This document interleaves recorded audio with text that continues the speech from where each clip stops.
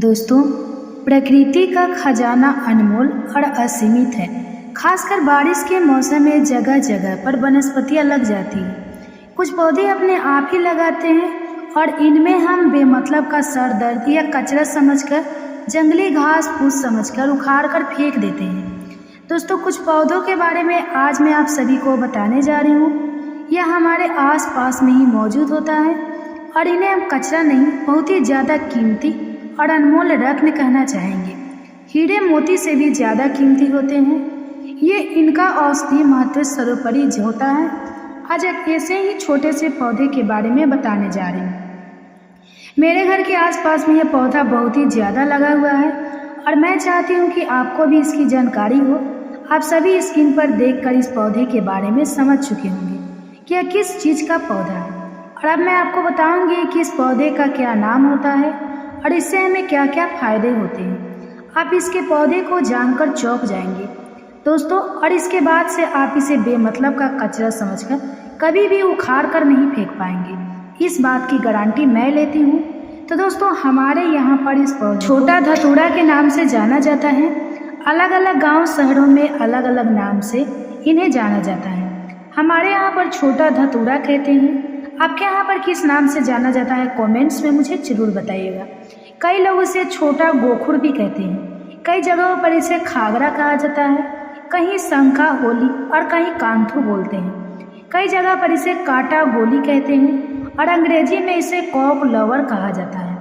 गाँव में अक्सर सभी बच्चों ने यही कॉक लवर से एक दूसरे को मार करके अपना मन प्रसन्न किया होगा। मैं भी बचपन में अपने दोस्तों के कपड़ों में इसे चिपकाया करती थी। इन्हीं को देखकर हम अपने बचपन से जवान हुए हैं। इसे ज़्यादातर गांव, खेत, खलियान में पाया जाता है।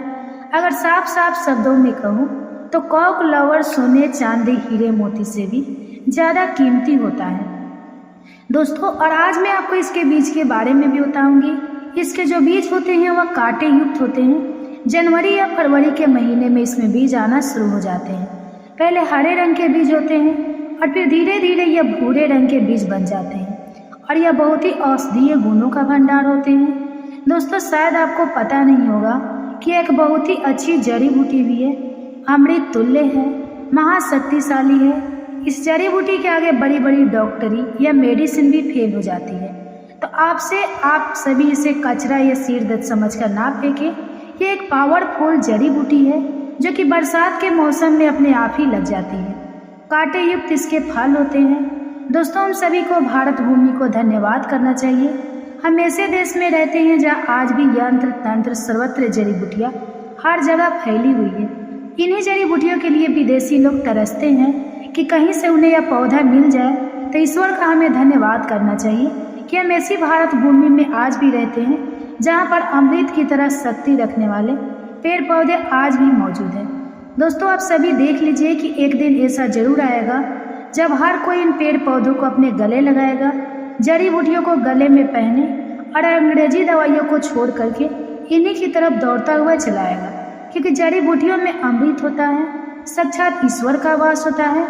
अभी तक ये जानकारी आम बिगिनर थी, लोगों को पता नहीं थी, लेकिन हमारे चैनल के माध्यम से हम हर किसी को जागरूक करने का पूरा प्रयास कर रहे हैं ताकि लोग अंग्रेजी दवाओं से शरीर को सही जल्दी कर लेते हैं, लेकिन बाद में बहुत ही जल्दी शरीर अंग्रेजी दवाइयों के सहारे चलने लगता है।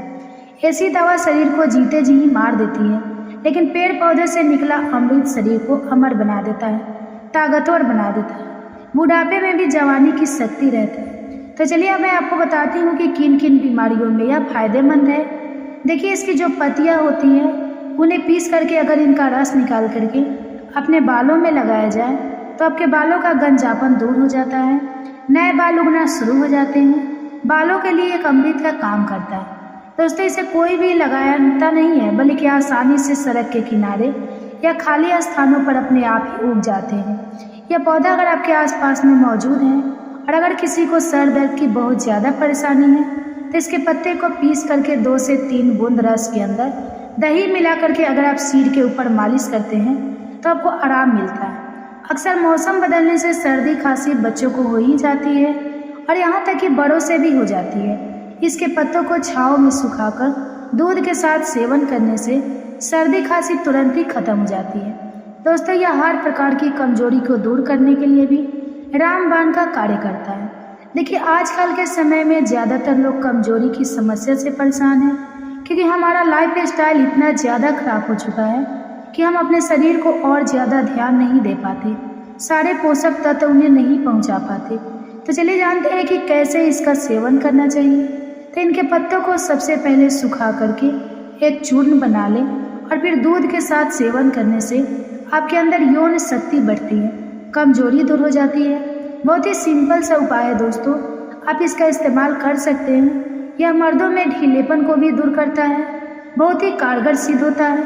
तो दोस्तों आगे बढ़ने से पहले आप सभी से उम्मीद करती हूँ और एक रिक्वेस्ट करती हूँ कि वीडियो को लाइक करके चैनल को सब्सक्राइब और पास वाला बेल आइकन जरूर प्रेस कर दीजिएगा और कमेंट बॉक्स में जय श्री राम तुरंत लिख दीजिएगा। दोस्तों इस वीडियो को लाइक करने का कोई भी चार्ज नहीं लगता है और चैनल पे सब्सक्राइब करने से आपको हर रोज बिल्कुल मुफ्त में जानकारियाँ मिलती चली जाती है।